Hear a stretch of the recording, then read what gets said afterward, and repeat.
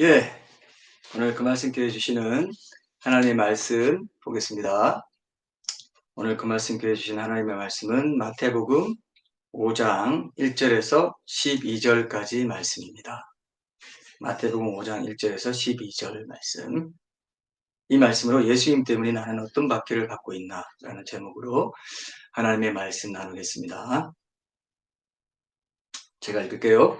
예수께서 무리를 보시고 산에 올라가 앉으시니 제자들이 나아온지라 입을 열어 가르쳐 이르시되 심령이 가난한 자는 복이 있나니 천국이 그들의 것이며 애통하는 자는 복이 있나니 그들이 위로를 받을 것이며 온유한 자는 복이 있나니 그들이 땅을 기업으로 받을 것이며 의에 줄이고 목마른 자는 복이 있나니 그들이 배부를 것이며 긍휼히 여기는 자는 복이 있나니 그들이 긍휼히 여김을 받을 것이며 마음이 청결한 자는 복이 있나니 그들이 하나님을 볼 것이며 화평하게 하는 자는 복이 있나니 그들이 하나님의 아들이라 일컬음을 받을 것이며 의를 위하여 박해를 받은 자는 복이 있나니 천국이 그들의 것이니라.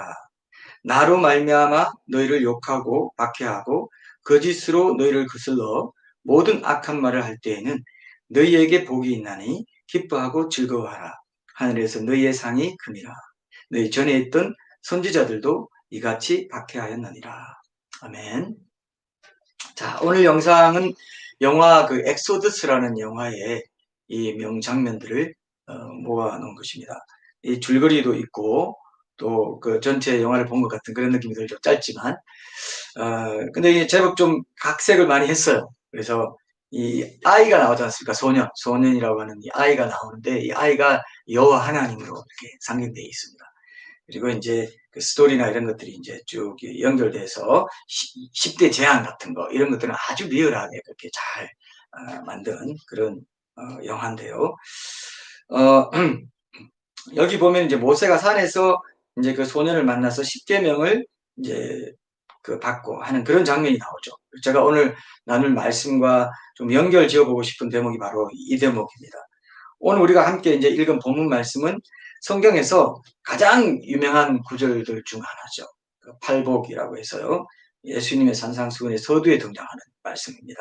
근데 예수님이 산에 올라가서 열두 제자를 비롯해서 이제 무리들에게 당시 이스라엘 그 백성들에게 팔복의 말씀을 이렇게 전하신 이 모든 맥락은 모세가 아까 이제 영상에서 보는 것처럼 산에 올라가서 그 십계명을 받아가지고 이스라엘 12지파에, 12제자에게 줬고 이스라엘 12지파에게 이제 선포하고 전하는 그런 맥락하고 이제 비슷하잖아요. 그래서 모세 자신도 여러분 신명기 18장 그 15절에 보면은 이스라엘 백성들에게 이런 예언을 했습니다. 여호와께서 이제 그 너희에게 나와 같은 선지자 하나를 일으킬 것이다. 선지자 하나라고 했습니다. 여러 선지자가 많았지만 나와 같은 선지자 하나인데 그건 누구냐면 바로 메시아 예수님이다. 이렇게 말했어요. 그래서 모세가 태어날 때부터 예수님이 태어날 때부터 이 두 사람의 그 어떤 행적이랄까요? 그런 상황, 맥락 이런 것들이 비슷합니다. 예를 들어서 모세가 태어날 때 그 애들 남자 아이들은 다 뭐 히브리 산파를 시켜가지고 다 죽여라 했는데 히브리 산파들이 살렸잖아요. 그리고 이제 모세 살려가지고 갈대 상자에 이제 넣어가지고 이제 그 강물에 띄워버렸는데 그 파라오의 그 공주가 그걸 보고 건져서 파라오 궁전에서 이제 자라게 되지 않습니까? 그런 것처럼 예수님도 태어났을 때 이제 동방 박사들이 그 어디 있는지 얘기해 달라 했는데 얘기 안 하고 그냥 가버렸지 않습니까? 그래서 화가 나가지고 그 헤롯 왕이 그 베들레헴에서 그때 태어난 그때쯤 태어난 2살 아래 아기들 다 죽여라 그랬잖아요. 그 벌써 나와 같은 선지자가 일어난 거죠. 이건 역사 속에 실정이 되는 겁니다. 역사 속에 실정이 되는 겁니다. 이게 무슨 일이죠? 잠깐만요. 제가 끄겠습니다. 자, 그래서 여러분 모세와 같은 선지자 히브리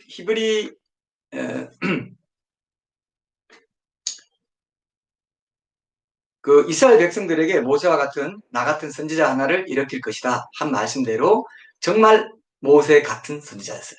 그죠? 지금 태어날 때도 그렇고 모세와 같은 맥락에서 이렇게 어, 그 메시아 예수님이 났다는 것입니다. 그리고 모세가 태어나기까지 이스라엘 백성은 애굽에서 400년 동안 노예 생활을 했습니다. 하나님이 침묵하신 거죠. 예수님도 말라기 선지자를 끝으로 해가지고 하나님의 침묵이 400년 정도 있고 난 뒤에 예수님이 이제 태어나셨어요. 여러분 다 아시죠, 그죠? 400년, 400년 비슷하지 않습니까? 그리고 예수님이 태어나신 후에 헤롯 왕을 피해서 이집트로 피신했지 않습니까? 이집트에서 내 아들을 불러냈다. 원래 구약에서 또 이스라엘 백성을 아들이라고 표현하신단 말이죠. 그러면 이집트에서 아들을 불러낸 것처럼 이스라엘 백성도 이집트에서 아까 우리 영화에서 본 것처럼 이제 출애굽에서 나오는 그런 상황도 모세와 함께 모세가 인도자가 돼가지고 나오는 그런 상황도 이제 나와 같은 선지자의 맥락에 같은 포함이 되는 거죠. 근데 이제 모세처럼 이제 예수님이 이제 출애굽하신 것, 특히 어릴 때 출애굽하신 것은 이제 그분이 모세 출애굽과는 질적으로 다른 새로운 출애굽의 구세계의 역사를 이제 이루실 것이다 하는 데 대한 예표, 역사적인 예표라고도 할 수 있어요. 아주 중요합니다. 그래서 성경은요, 여러분 다 아구가 있다고 하지 않습니까? 성경은요, 다 이렇게 성경이 성경을 해석합니다. 성경은 한 성령이 지으셨기 때문에 뭐 1500년에 1000년 넘게 그런 기간에 걸쳐서 그렇게 많은 사람들이 뭐 어부, 왕, 뭐 여러 사람들이 참여했는데도 불구하고 전체적으로 악어가 맞다 이거예요. 여러분 그런 책이 있겠습니까? 성경이 성령님이 쓰신 하나님께서 직접 쓰신 하나님이 저자이신 책이기 때문에 악어가 맞아요. 이렇게 맞을 수가 있겠어요? 이런 책은 없습니다. 뭐 여러 종교의 경전이 이런 책이 있느냐? 전혀 불경이 그렇지도 않고 유교 경전, 뭐 사스상경이 이런 거 역사적인 맥락 갖고 이렇게 다 되는 게 없어요. 성경은 구약과 신약이 안 맞는 말이 없고 딱딱딱 맞아 들어가는 것입니다. 구약은 영상을 보여준 거고요. 신약은 그 영상의 자막이다. 이런 표현도 있습니다. 얼마나 우리가 성경을 지금 읽을 수 있고 성경을 볼 수 있는 시대에 산다는 것이 얼마나 축복인지 몰라요. 이 말씀은 앞으로 되어질 일도 그대로 예언하신 그대로 이루어졌기 때문에 앞으로 이제 이런 여러 가지 과정을 거쳐서 최후의 적그리스도가 나타나가지고 전 세계를 하나로 통치하고 세계 정부 글로벌 리셋, 뭐 그레이트 리셋, 뭐 이런 말이 다 이제 그렇게 나와요. 제가 언제 한번 EBS 영상을 보는데요. 교수님들이 나와가지고 그런 포럼 같은 걸 해요. 패널들이 나와가지고 토론하는데 그 주제가 뭐냐면 세계 정부 운동이에요. 앞으로 세계 정부가 나타날 가능성이 있고 세계 정부가 세워지고 이런 흐름으로 어떤 그런 가능성이 있다. 이런 식의 말들을 하는 게 EBS 패널들이 그런 말 하더라고요. 여러분 우리가 이런 시대에 살고 있고 아까 제가 그랬죠. 성경은 안 이루어지는 게 없다고. 악어가 다 맞다고. 그렇게 될 것이다. 앞으로 인류는 이렇게 되고 어떤 한 개인도 죄 짓고 살면서 회개하지 않고 애통해하지 않고 하나님께 돌이키지 않고 그대로 살면은 죽고 나서 불못에 던져진다. 불못이 있다. 그리고 영원한 천국이 있고 그 천국은 완전히 황금길이고 황금성이 있고 사람들이 왕의 권세를 가진 자들은 궁에 사는데 궁이 엄청나고 거기 보석들이 박혀있고 가구에 보석들이 박혀있고 문도 그냥 문고리가 진주문이고 막 보석이 박혀있고 옷에 보석들이 다이아몬드들이 박혀있고 금면류관이 있는데 거기 뭐 이런 것들이 다 있다라고 얘기했어요. 그럼 그대로 돼요. 그게 내 미래의 모습이 하나님을 따르는 자들은 팔복을 따르는 삶을 사는 자들은 미래의 모습이 그렇게 될 것이고 면류관을 쓰는 자들이 될 것이고 그렇지 않고 하나님을 거부하고 이 땅에서 그냥 성경에 기록된 하나님이 저자이신 그 성경을 무시하고 사는 자들은 반드시 불못으로 떨어지게 돼요. 반드시 이루어지기 때문에. 제가 이전에 한번 얘기했죠. 우리의 일생을 비디오로 찍는다 하면 천국 가면 다 우리 비디오 다 있습니다. 다 이거 내가 뭐 헌신했던 거 이런 거 다 기념할 수 있는 그런 것들을 다 볼 수 있어요. 그래서 예수님이 십자가에 못 박히신 옛날에 그 패션 오브 크라이스트가 그 책이라고 했잖아요. 예수님이 십자가에 못 박히시기까지 그 12시간인가 그 겟세마네 동산에서부터 기도할 때부터 돌아가시고 이제 부활하시기 직전까지 이렇게 그때까지의 시간을 어떤 수녀가 직접 그 수천년의 현장에 직접 가서 다 환상 가운데 직접 다 가서 예수님이 피와 땀방울 흘리시면서 기도하시는 것까지 다 보고 그때 영적인 세계에서는 어떤 일이 일어나고 이걸 다 실제로 봤어요. 꿈이 아니에요. 환상 완전히 진짜 같은 환상을 하면서 그 기록한 책이 패션 오브 크라이스트 저도 갖고 있는데요. 그거를 어느 날 멜 깁슨이 그 다락 정리하다가 떨어지는 거 보고 패션 오브 크라이스트 아이고 이런 책을 내가 그동안 뭐 자세히 내가 그 고려하지 못했구나 해가지고 이걸 영화화해야 되겠다 해서 영화화한 거예요. 실제로 본 거를 기록해 놓은 거를 그래서 성국 가면요 우리가 그 애들도 다 낙태된 애들 다 천국 올 텐데 다 너희 주가 무슨 일을 했는지 보여줘요. 교육시키는 데가 다 그런 데가 있습니다. 그럼 그 실제 실물 교육으로 보여줘요. 그걸 다. 비디오 차원이 아니고 실제 입체적으로 가서 봅니다. 이런 이분이 바로 저 보좌에 앉아 계신 하나님이셨다고요? 어떻게 이런 일을 할 수가 있었습니까? 사랑하지 않을 수 없네요 하면서 이제 하나님과의 깊은 교제로 들어갈 수 있도록 그런 게 다 있다고 한번 생각을 해봐요. 예. 이 출애굽하는 장면 그때 뭐 물이 어떻게 갈라지는지 우리 처음 가면 다 볼 수 있습니다, 여러분. 예. 하여튼 믿는 분들은 더 실감나게 천국을 사모하며 살아갈 것이고 그렇지 않은 사람들은 그냥 세상만 보고 살아가겠죠. 천국을 사모한다는 게 엄청나게 중요한 축복의 의미가 있습니다, 여러분. 그래서 제가 가끔씩 이렇게 말씀드리는 겁니다. 자, 보세요. 그래서 이렇게 아구가 맞다는 것입니다. 그리고 이집트에서 내 아들을 불러냈다 한 것처럼 출애굽을 이미 예수님이 이집트 갔다가 온 것과 모세와 같은 선지자의 그런 역할을 모세와 같은 선지자 일으킨다는 그 말씀을 그대로 이루기 위해서 신명기나 이런 데 보면요 이스라엘에게 모세가 너희들이 하나님 말씀 청정치 않으면 전 세계 열방이 흩어져 가지고 밤에도 걱정하고 낮에도 걱정하고 너 뭐 이런 것들 그대로 이루어졌어요. 2000년 가까이 유대인들은요 어디 가나 핍박받고요 패스트가 막 번들 때는 패스트의 원인이 저 하나님 예수님을 못 박아 죽인 저 유대인들이다 해가지고 유대인들 잡아 죽이고 핍박하고 얼마나 많은 세월을 그렇게 했는데 그리고 결국은 히틀러에 의해서 600만 명이나 학살되는 그 일을 겪고 나서 회복이 된 국가로 회복된 거예요. 국가로 회복된 걸 본 시대는 이제 마지막 때가 가깝다. 왜? 이방인의 때가 차기까지 예루살렘은 이방인들에게 발비가 했기 때문에 지금 예루살렘이 국가로 회복된 시대 된 걸 보는 시대가 마지막 때라고요. 지금은 아예 100년, 200년, 50년, 100년 이가 아닙니다. 하나님 말씀 그대로 이루어졌고 예수님 말씀 그대로 이루어졌고 모세가 예언한 그대로 이루어졌어요. 마지막 때가 되면은 예루살렘이 다시 회복되고 이스라엘이 돌아온다. 그대로 돌아와서 지금 이스라엘은 나라가 있잖아요. 나라가. 이스라엘이 얼마나 이건 죄송한 말인지 모르겠어요. 이건 실감나게 하겠어요. 얼마나 촌스러운 이름인지 몰라요. 나라 이름 이스라엘 수천 년 전의 이름이에요. 여러분 옛날에 뭐 아시리아 이런 나라 지금 이름 없잖아요. 고조선 이름 없습니다. 수메르 지금 뭐 누가 수메르라고 해가지고 올림픽을 막 하는데 수메르라고 딱 해가지고 수메르 나오면 수메르 옛날 수천 년 전에 고대 문명의 수메르 어떻게 지금 이름이 그대로 있냐. 그게 이스라엘이에요. 이스라엘 뜻이 뭡니까? 하나님과 겨루어 이긴 자. 야곱에게 하나님과 겨루어 이겼다는 엘이 하나님. 그 뜻을 가진 야곱에게 준 그 이름이 지금도 우리 뉴스에 나오잖아요. 그만큼 이 성경은요. 사실이 아닌 게 없어요. 불못도 사실이라 그러니까 이렇게 안타깝게 전하려고 하지 않습니까? 불못도 사실이고 천국도 사실인데 이걸 뻔히 알면서 그대로 이럴 줄 알면서 손 놓고 산다고요? 예. 거물을 버려두고 곧바로 예수를 따르냐 그런 제자의 삶을 미련을 갖고 아까운데 이거 장난감 이거 세상에 주인 장난감 이거 쓸만한데 영원한 천국이 있는데 영원한 쇠하지 않는 보석이 있는데요. 이 땅에 물질 갖고 발발발 떨면서 그렇게 사실래요? 아니죠. 아니죠. 그렇게 자꾸 이걸 환기시키라고 천국의 그 가치를 환기시키라고 이 주일 설교가 있고 교회가 있고 나눔이 있고 수요 기도회가 있고 제자훈련이 있고 있는 거라고요. 얼마나 중요한지 모릅니다, 여러분. 하여튼 아무리 강조해도 지나치지 않습니다. 천국의 가치는 우리가 자주 잊고 살기 때문에 그래요. 세상의 임금은 사탄이고 세상 들어가면 주중에 들어가면 그래서 세상의 질서 속에 확 들어가 버리기 때문에 그래서 계속 일깨워야 돼요. 네. 그래서 그 사탄은 주일 예배나 이런 거 못 드리게 하고 계속 뭐 수요 기도회나 이런 거 자꾸 뭐 일이 바쁘 뭐 해가지고 자꾸 이렇게 하게 해요. 왜? 세상 질서 속에 들어가면 사탄이 끌어당기는 인력이 있거든요. 계속 당겨요. 계속 당겨요.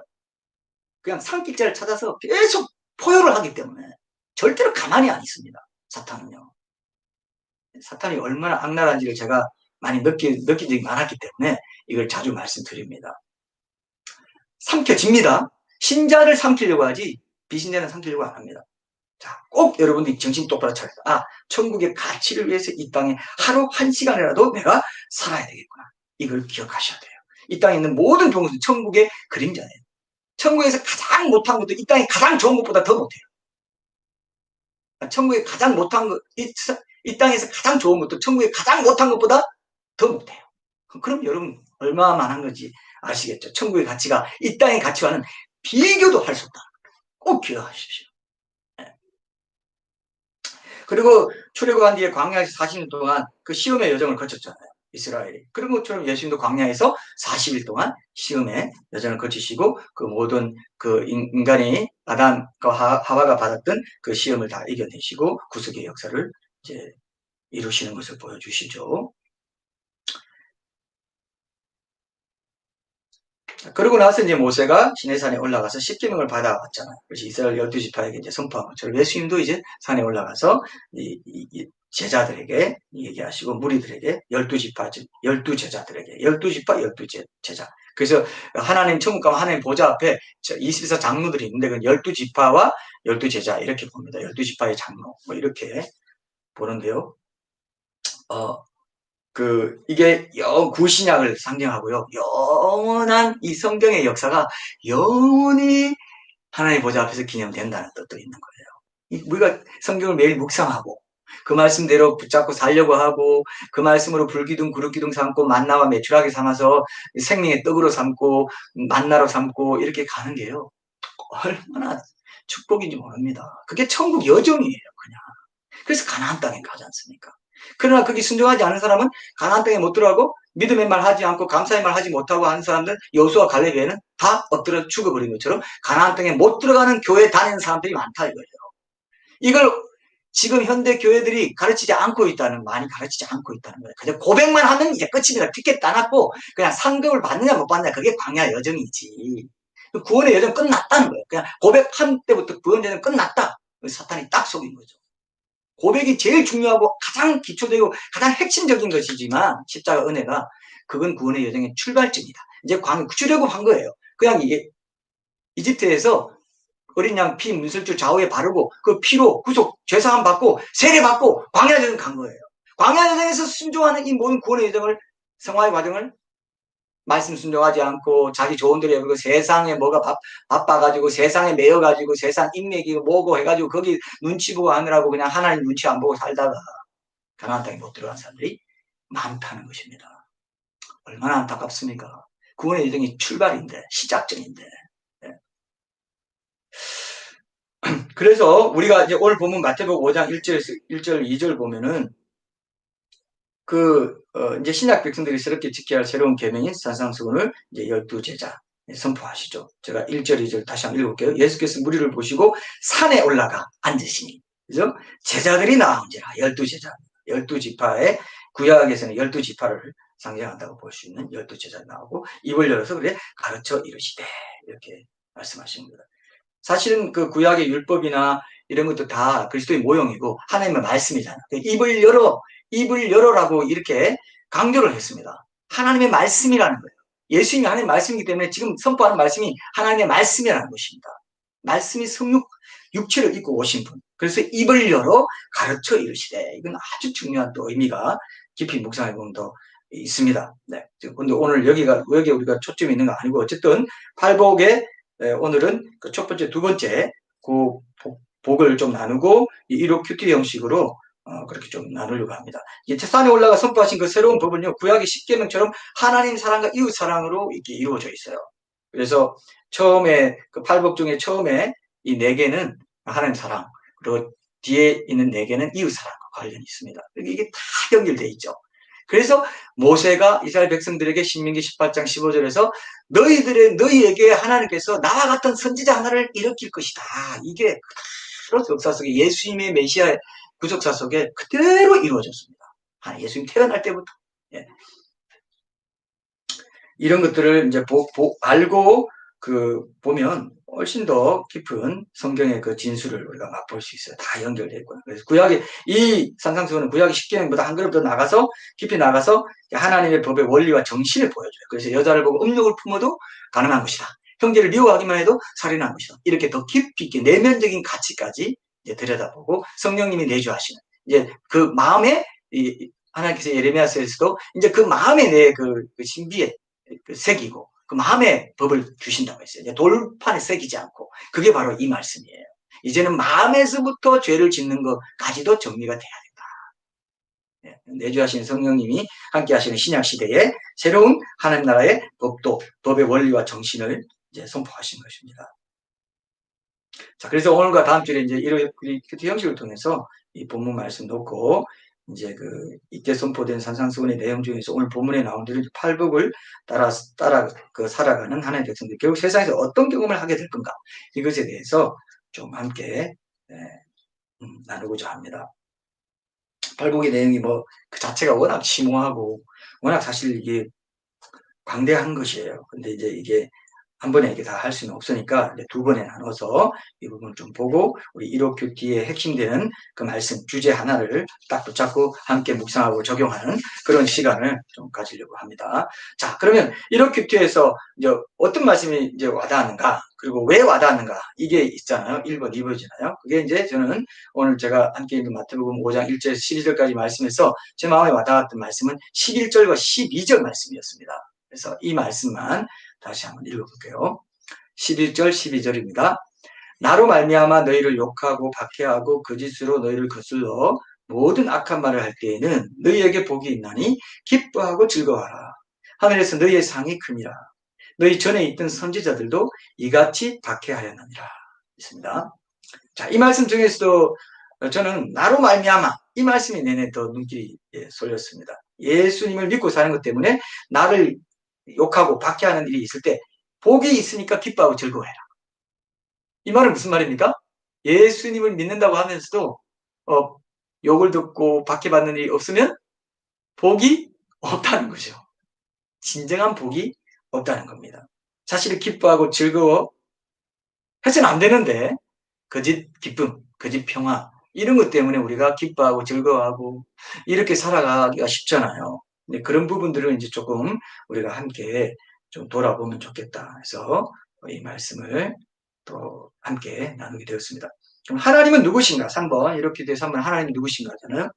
하나님은 내가 나로 말미암아서 욕먹고 박해받고 하는 일에는 책임을 지지 않으시는 분이다, 이런 생각이 들었습니다. 예수님으로 말미암아 욕을 듣고 핍박받을 때, 그때 내가 기뻐하고 즐거워할 수 있는 모든 여건들을 허락하시고 그것을 진정으로 누릴 수 있는 그런 복을 주신다는 것입니다.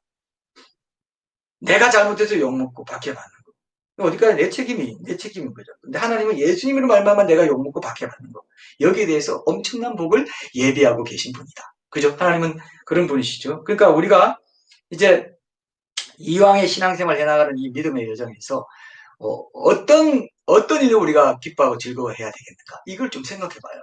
뭔가 기뻐하고 즐거워하는 거, 세상에 예수님 믿으면 세상에 인정도 받고 복도 받고 형통함도 없고 부자도 되고 자식도 잘 되고 뭐 다 잘 되는 것으로 기뻐하고 즐거워하는 것을 삼으려는 것이 기복주의거든요. 기복주의적으로 예수님의 복음을 믿고 사는 사람들이 많지 않습니까? 그런 것들을 우리가 이제 돌아볼 필요가 있다는 겁니다. 정말 하나님이 보정해 주시는 그런 길을 가려면, 내 뜻대로 살아가려는 마음을 하루라도 빨리 포기할수록 좋다는 거죠. 내 뜻대로 살아간다는 것은 예수님을 믿는다고 하면서도 내가 예수님으로 말미암아 욕을 듣고 박해받는 것, 이런 것들은 좀 피했으면 좋겠다, 이런 마음이 있다는 겁니다. 내 뜻대로 산다는 거예요. 근데 예수님은 뭐라고 합니까? 나로 말미암아 너희가 욕을 듣고, 그죠? 나로 말미암아 너희를 욕하고 박해하고 거짓으로 너희를 거스르 모든 악한 말을 할 때에는 너희에게 복이 있나니 기뻐하고 즐거워하라. 하늘에서 너희의 상이 큽니다. 이렇게 말했습니다. 기뻐하고 즐거워하는 것은 같아요. 근데 하나는 고난과 핍박을 거치지 않은 기쁨과 즐거움이고요. 다른 하나는 예수님을 믿는다는 것 때문에 그 예수님으로 인해서 고난과 핍박을 거치고 난 후에 기쁨과 즐거움이라는 이 차이점이 있어요. 예. 그래서 여러분들이 지금 기뻐하고 즐거워하는 게 뭔지 한번 보세요. 그 기쁨과 즐거움의 내용이 뭔지 한번 보세요. 예수님과 관련되어 있는 것인지, 예수님이 증인으로 사는 것 때문에 내가 박해받는 것으로 인해서 오히려 원망하고 불평하는 것이 아니라 오히려 믿음이 담긴 감사의 말을 하고, 이걸로 인해서 내가 영원히 받을 상이 크군요. 이 하루의 가치가, 이 한 사건의 가치가 영원히 기념될 거면 그 한 사건에 곱하기 무한대 해야 된다 그랬잖아요. 그죠? 오늘 하루에 우리가 곱하기 무한대 해야 돼요. 왜냐? 이 하루 7, 80년 영원히 다시 오지 않고 이것 가지고 영원히 상을 기념해버리니까. 하루하루가 얼마나 귀한가. 이것도 여러분 우리가 항상 자주 묵상하셔야 될 부분입니다. 하나님이 인정해 주시고 함께 기뻐하고 즐거워해 주시는 그 기쁨과 즐거움, 이게 뭔가를 우리가 생각해야 됩니다. 이 땅에서 진정으로 기뻐하고 즐거워해야 될 삶의 내용이 무엇이어야 하는지, 그래서 하나님은 어떤 기준을 갖고 계신 분인가, 이거를 우리가 이번에 한번 또 새롭게 각성하는 그런 기회를 가졌으면 좋겠습니다. 그러면 내 문제는 무엇인가? 4번. 내 문제는 무엇인가? 여기서 이제 우리 팔복과 이런 문제를 좀 나누면서 다음 주일에도 오늘 2가지 복 나누고 다음 주에 6가지 복과 그 밑에 있는 그 부분 결론까지 중요한 것을 나누도록 하겠습니다. 자, 그럼 우리 문제는 신분이 예수쟁이입니다. 예수쟁이라고 하잖아요. 예수쟁이. 그리스도인. 요즘 특히 예수쟁이가 여러 가지 핍박을 받는 시대로 지금 들어가고 있습니다. 여러분, 이것도 마지막 때의 사인입니다. 미국도 그렇고요. 전 세계에서 지금 뭐 실제적으로 핍박받는 나라가 상당히 많고요. 아프리카나 뭐 이런 북한, 중동이나 그 파키스탄이라든지 그런 그쪽 나라들 있잖아요. 실제로 굉장히 압박을 많이 받고 핍박을 받고 예수를 믿는다는 것 때문에 그 사형을 당하고, 뭐 결혼한 사람도 결혼하자마자 바로 그냥 서로 그냥 감옥에 나눠주고, 제가 그 순교자의 소리라는 거 그걸 받아보거든요. 매달 받아보는데 거기 보면요, 그 핍박받는 그 현실이 정확히 사진까지 다 나와 있어요. 그걸 보면은 지금도 여전히 핍박이 굉장히 많구나. 그러니까 이 예수님이 말씀하신 이대로입니다. 나로 말미암아 핍박받는 사람들이 거긴 진짜 그래요. 근데 우리나라 사람, 미국이나 한국 같은 이런 선진국 대열에 좀 선다고 하는 나라들, 그러면서 문화도 이렇게 어느 정도 다 잘 갖춰져 있고 문명도 발달돼 있어서 이렇게 혜택을 많이 받는 이런 나라, 민주주의도 발전돼 있고 이런 나라는 지금 나로 말미암아 핍박받는 게 뭔지, 뭐지? 예수님 말미암아 욕먹고 핍박받는 삶이 뭐지? 이렇게 지금 물을 정도로 외형적인 핍박은 없잖아요. 그럴 때 어디로 들어갑니까? 그럴 때 더 위험합니다. 그럴 때 세속화가 되고요, 교회가. 성도가 세속화 됩니다. 세속화의 유혹이 더 크다고 하셨습니까? 차라리 핍박받고 할 때는 그 신앙을 강건하게 가지고 기도 더 하고 막 이렇게 하는 게 있는데요. 지금 이제 좀 그런 흐름이 있다고 합니다. 교회가 계속 욕먹고 핍박하니까 왜 우리가 억울하다 하면서 막 더 모여서 기도도 하고 막 이런 흐름이 지금 없잖아. 조금씩 이제 앞으로 더 나타날 수 있다고 보는데, 그동안 뭐 너무 아무도 핍박하지 않고 예수님 믿는다는 것 때문에 핍박하는 게 없었잖아요. 욕먹고 하는 게 없었잖아요. 지금 우리는 그럼 어디로 가?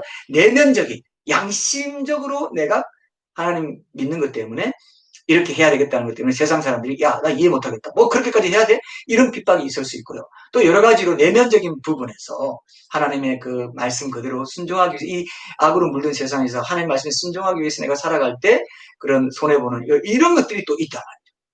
세상 사람들은 따로 고려하지 않아도 되는 그런 양심적인 어떤 문제로 내가 더 많이 고민하는 그것이 고난이 될 수 있고 핍박이 될 수 있습니다. 사실 그런 핍박들을 이제 우리는 적용을 해야 되는 거죠. 외형적인 핍박이 없기 때문에. 근데 앞으로는 이제 그런 일이 있을 수도 있기 때문에 이런 평소에 이런 내면적인 양심과 주님 말씀 손해 보더라도 하나님 말씀에 따르겠다는 것 때문에 핍박도 받고 때로는 오해도 받고 하는데 훈련되어 있던 사람들은 이제 그런 외형적인 핍박이라도 견뎌내지만은, 그렇지 않고 그냥 아무도 안 보니까 그냥 삭삭삭삭 내면 양심 속이면서, 신앙 양심을 속이면서 자기 좋은 대로 살아왔던 사람들은 외형적인 핍박은 바로 무너져 버립니다. 보세요. 이제 그때 가려진다 하잖아요. 그래서 온라인 예배 드리고 하니까 벌써 어중간하게 걸치고 있던 사람들 떨어져 나갔잖아요. 떨어져 나간다고 돼 있습니다. 많이 떨어져 나갔어요. 우리 교회도 떨어져 나갈 거예요. 지금 나가고 있고 나갈 거예요. 어떻게 할 거예요? 그건 어쩔 수 없이 감수해야 되는 것입니다. 이제는 소수 정예로 하나님이 몰아가실 수도 있고, 대형 교회도 많이 알곡과 가라지 키질 해가지고 지금 후불어가지고 날리는 것들, 그냥 날리는 것들은 하니까 이상한데, 날리는 성도들은 이렇게 날아가 버려요. 이런 벼가 날아가듯이 그렇게 간다는 것입니다. 기억하십시오. 지금 매일매일 주어지는 하나님의 말씀과 동행할 수 있는 기회는 바로 그런 때를 대비하는 의미도 있다는 것입니다. 정말 중요한 때를 우리가 살고, 중요하지 않은 때가 없죠, 사실은. 근데 지금은 마지막 때가 되면서 앞으로 지금 뭔가 이 세계 정부주의자들이 이런 것들을 더 많이 직접적으로 뭐 백신이나 뭐 이런 걸 통해서 계속해서 하나 표로 매매하는 이 표 없이는 안 된다는 이 통제 시스템을 계속 만들어가면서 사람들을 이렇게 통제하고 억압해오는 그런 시대가 점점 돼갈 거라고 봅니다. 그럴 때일수록 하루하루 그날 주시는 말씀을 가지고 내 신앙 양심, 내 내면, 내 영적인 근육 이런 것들을 강하게 해놔야 됩니다. 그럴 때 그 기쁨의 맛을 본 사람, 그럴 때 하나님이 친밀한 교제의 삶 가운데 나를 더 깊이 불러주신다는 걸 안 사람은, 그럴 때 하나님이 주시는, 예수님이 주시는, 끌어안고 눈물로 기도할 때 하나님이 주시는 그 위로의 능력을, 은혜를 맛본 사람은요, 외형적인 핍박을 다 따가네? 아이고, 나 그럴 줄 알았어. 나 까따가네? 이렇게 되는 거죠. 네. 그럼 우리 그 말씀교회 성도들은 다 그런 사람이 되길 원하고, 그러니까 하나님께서 오늘 이런 팔복의 말씀도 전하게 하시는 거라고 저는 믿습니다. 그냥 우연히 전하는 게 아니라고 저는 믿습니다. 자, 근데 우리 문제는 신분이 이제 예수님 제인데도 예수님 그분에서 욕먹고 박해받는 일을 안 당하고 살아갈 수도 있다는 데 있어요. 이게 이제 우리 문제입니다. 예수님 믿는 자들은 다 예외 없이 예수님을 말미암아서 욕먹고 박해당하고 뭐 이런 법이라도 딱 있으면 좋을 것 같은데, 그래서 예수님을 믿기로 한 사람은 다 이 뭐 헌법처럼 이거는 그리스도인의 헌법이야. 헌법은 안 지키면 무조건 감옥 가. 감옥 가는 일도 없고 뭐 제재를 안 하잖아요. 교회에서 누가 뭐 그걸, 요즘 현대 교회들은 치리도 잘 안 하죠. 치리하면 그냥 교회 떠나버리니까 그냥 교인들한테 벌벌 매고 뭐 이런 교회들이 많다고요. 예. 그러니까 이 교회가 약해지고 이렇게 되는데, 어쨌든 헌법이 없습니다. 헌법 예외가 뭐 이런 게 없으니까. 그러니까 필수 과목이 아니고 선택 과목. 선택 과목이에요. 여러분 대학 다닐 때 여러분 필수 과목과 선택 과목 듣는 그 강의자 참여자 수들 다르죠? 여러분들 이제 대학 다니신 분들 경험 있을 겁니다. 필수 과목은 막 큰 강당에서 하기도 하고 막 여러분 그런 경험 있으시죠? 그런 거 다른 거죠. 저는 영어 영문학을 전공했는데, 영어 영문학에는 영어학이 있고 영문학이 있어요. 그래서 저는 영문학을 좋아했기 때문에 영문학을 많이 듣고 했는데요. 어쨌든 그때는 선택 과목이에요. 영어학 선택하고 영문학 선택하는 게 있습니다. 이제 조금 이제 고학년으로 올라가면. 그때 이제 뭐 교수가 누가 좋고 잘 가르치더라, 아니면 뭐 이 과목은 괜찮다, 아니면 또 이런 거 있죠. 학생들이 야가가지고 이건 학점 따기에 좋고 이 교수는 학점을 후하게 잘 준다더라. 그런 데는 또 막 몰리고 이런 별로 좋지 않은, 건강치 않은 그런 일이 있긴 있는데, 어쨌든 이제 필수 과목, 선택 과목 이런 게 있잖아요. 신앙생활에서도요, 욕먹고, 예수님 때문에 욕먹고 박해받는 거, 이런 거 좋아하는 사람 없잖아요. 그러니까 이게 당연히 선택 과목으로 돼버립니다. 필수 과목으로 생각 안 해요. 예수님의 참 제자가 되려면 반드시 예수님 때문에, 예수님을 말미암아서 욕 듣고 핍박받는 걸 감수해야 된다. 이게 필수 과목이다. 이런 개념이 별로 없다는 거죠. 제가 말하려는 요지는 선택 과목 개념이에요. 웬만하면 그냥 좀 쉽게 좀 가면 안 될까. 그러니까 시간이 오래 걸리고 성숙이 더디게 되는 거죠. 그냥 그때 타협을 싹싹싹 해버리니까. 그리고 핍박 안 받는 쪽으로 자꾸 가려고 하기 때문에. 그래서 예수님 믿는 성도들도 일상의 삶에서는 예수님 믿는 그런 어떤 예수님을 믿는 것 때문에 뭐 이렇게 핍박받는 거 없이 그럭저럭 이렇게 살아가는 그런 경우가 지금 많습니다. 그렇다면 어떤 경우에 우리가 예수님을 말미암아서 욕먹고 박해받는 그런 일을 당하게 되는가? 예수님을 전혀 모르고 인정하지도 않는 세상 한가운데서 예수님을 믿는 것 때문에, 믿는 티를 낼 때, 그죠? 그럴 수 있어요. 예수님을 믿는 티를 내는 거. 이게 뭘까요? 이게 이제 뭐냐면은 그게 바로 오늘 말씀 바로 위에서 예수님이 친히 쭉 열거하신 그 팔복의 삶과 그 깊은 관련이 있습니다. 자, 제가 오늘 본문 마태복음 5장 3절 10절 다시 한번 읽고 조금 더 얘기하고 이제 끝낼게요. 심령이 가난한 자는 복이 있나니 천국에 그들의 것이니요, 애통하는 자는 복이 있나니 그들이 위로를 받을 것이니요, 온유한 자는 복이 있나니 그들이 땅을 기업으로 받을 것이니요, 의에 줄이고 목마른 자는 복이 있나니 그들이 배부를 것이니요, 긍휼히 여기는 자는 복이 있나니 그들이 긍휼히 여김을 받을 것이며, 마음이 청결한 자는 복이 있나니 그들이 하나님을 볼 것이며, 화평하게 하는 자는 복이 있나니 그들이 하나님의 아들이라 일컬음을 받을 것이며, 의를 위하여 박해를 받은 자는 복이 있나니 천국이 그들의 것입니다. 이 8가지 복, 여기 말씀하신 심령 가난하고 애통하고 온유하고 의에 줄이고 목마르고 긍휼히 여기고 마음이 청결하고 화평하게 하고 의를 위해서 박해받는 삶, 이 삶이 어떤 삶이냐면요, 예수님이 그렇게 사신 삶이에요. 예수님의 성품을 말해요, 이것들은. 예수님이 없는 세상에서 작은 예수로서 예수님을 드러내는 삶. 예수님 믿는 티를 내려면 어떻게 살아야 되냐? 이 팔복의 이 그 내용을 가지고 살아가야 된다는 것입니다. 그래서 나로 말미암아 너희를 욕하고 박해하는 거, 박해할 때 기뻐하라. 나로 말미암아 내가 이렇게 말한 팔복의 삶을 들었냐? 이대로 살게 될 때 나로 말미암아 욕 듣고 박해받는 사람이 반드시 있을 것이야. 그때 기뻐하고 즐거워해. 왜? 하늘에서 너희의 삶이 크기 때문이야. 이 말씀입니다. 이렇게 다니면 세상에서도 칭찬받을 것 같은데 그렇지 않다는 겁니다. 왜냐? 그죠? 왜냐? 세상은 이것과 정반대되는 복을 추구하는 그런데 익숙하기 때문에 나에게서 자신과 똑같지 않다는 그런 이질감을 느끼고 산다는 겁니다. 자, 오늘 여기까지 결론을 맺을게요. 그래서 여러분 정말 예수님을 말미암아 사는 삶을 산다는 것은요. 세상이 나를 욕하고 박해를 하는 단계까지 갈 만큼의 진정성이 드러나는 삶이어야 된다. 내가 예수님 믿는 그때는 아이고 만사 잘 되고 참 내가 예수님 잘 믿는구나. 예수님 잘 믿는 건 뭐냐? 핍박받는 게 있느냐 이거예요. 욕 듣는 게 있느냐 이거예요.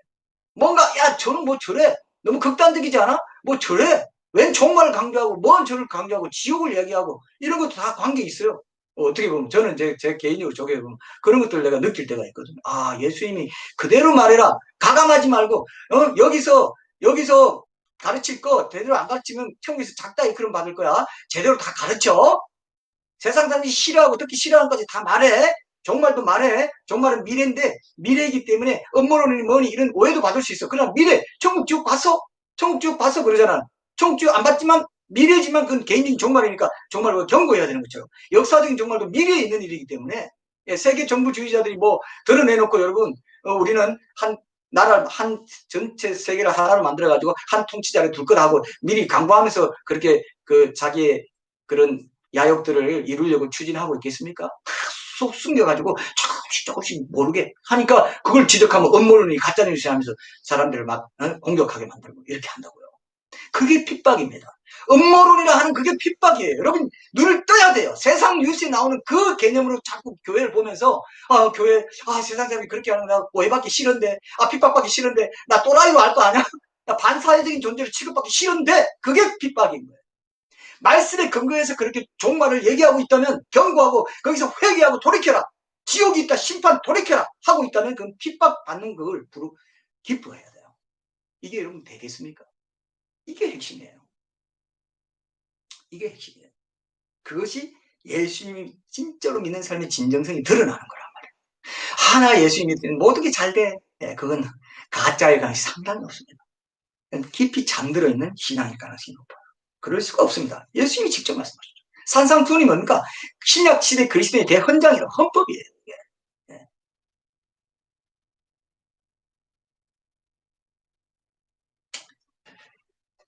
그래서 팔복의 삶을 어디선가는 결정될 때 살짝살짝 타협하며 살아가기 때문에 핍박을 자기가 피해가는 걸 자기도 모를 수도 있고 알 수도 있습니다. 어떤 순간에 성령님이 알게 해주세요. 야, 핍박이지만 그건 의로운 핍박이야. 아니면 네가 잘못해서 받는 곤란이고 이거는 아까 제가 그랬잖아요. 내가 잘못해서 받는 그거 아니고 나로 말미암아 너희를 욕하고 핍박. 왜 그렇게 했어? 팔복의 삶을 살기 때문에 핍박받는 거거든요. 참 역설적이죠. 어떻게 이렇게 좋은 삶을 살 우리가 볼 때는 천국의 가치로 볼 때는 그죠? 근데 예수님은 흉내 정도 내는 것처럼 하다가 적당히 타협하고 결정될 때는 타협해버리고. 예. 그러니까 이질적인 세상에서 별로 이질적이지 않네 해가지고 핍박을 안 하는 거예요. 핍박을 당하면 저놈 저좀 평범한 이상 좀 왜 내가 자꾸 싫어하는 말을 하지? 뭔가 좀 편안하게 좀 해주면 안 돼? 이런 거에 속으면 안 돼요 여러분. 예. 교회가 왜 타락합니까? 이런 걸 말해가지고 정말도 얘기 안 하고 지옥도 얘기해가지고 사람들을 어쨌든 안정시켜가지고 많이 떠나지 않도록 우리가 해가지고 많이 떠났어요. 제가 알아요. 제 성령님 가르쳐주시는 게 있습니다. 안 하면 이거 될 것 같은데. 근데 하게 하시는 것도 있고 이런 것들 안 할 수가 없는 것들입니다. 결국 그거는 상으로 연결되고 영원한 상을 바라보는 지혜로운 청지기의 삶을 사는 거거든요. 그래서 여러분 오늘 여기까지 다음에는 그러면 그 애통하고 이제 그것부터 해가지고 결론을 우리가 맺도록 하겠습니다. 오늘 분명히 첫 중요한 게 뭡니까? 삶의 진짜 믿음을 가진 그리스도인의 삶의 진정성은 어디서 들어가느냐? 모든 게 잘 되고 편안하고 참 좋네요. 하나님 은혜 베풀어 주셔가지고 여러분 일반 그냥 교회에서 그냥 요즘 많이, 보통으로 많이 하는 말이 뭡니까? 일반적으로 많이 하는 말이 뭐예요? 하나님 은혜 주시고 참 형통하고 좋습니다. 예, 그거는 어떤 고난을 거쳐서 하나님 윤택하게 해주시고 이런 관계에 있습니다. 분명히. 그러나 마음의 어떤 양심, 신앙 양심을 지키고 하는 고난은 계속 되죠. 외형적으로도 하나님이 제거해 주시고 이런 게 분명히 있어요. 그러나 그런 걸 거치지 않고 그냥 있으면 떠나버리니까, 교회를 떠나버리고 신앙을 떠나버리니까 그걸 경험하지도 못하고 가버리는 그런 사람들이 지금 교회에 있으면서 묵상 안 하고 좋습니다, 이러는 경우도 상당히 많이 있습니다. 그래서 우리는 진짜 믿음의 바로미터가 뭔지, 진정성이 뭔지를 한번 오늘 분명히 환기하는 걸 하나 붙잡고요. 다음 주에 또 주시면서 기대하면서 오늘 하나님 내 믿음을 돌아보게 해주십시오. 내가 정말 예수로 말미암아 받는 욕을 먹고 핍박을 받는 삶이 있습니까? 그런 참된 믿음의 그 시금석이라 할 만한 것이 내 삶에 있습니까? 없다면 하나님 깊이 돌아보게 하시고 회개하게 하시고 새롭게 결단하는 시간 가지길 원합니다. 이 기도 한번 드리고 제가 그 마무리 기도하겠습니다. 네, 기도하겠습니다.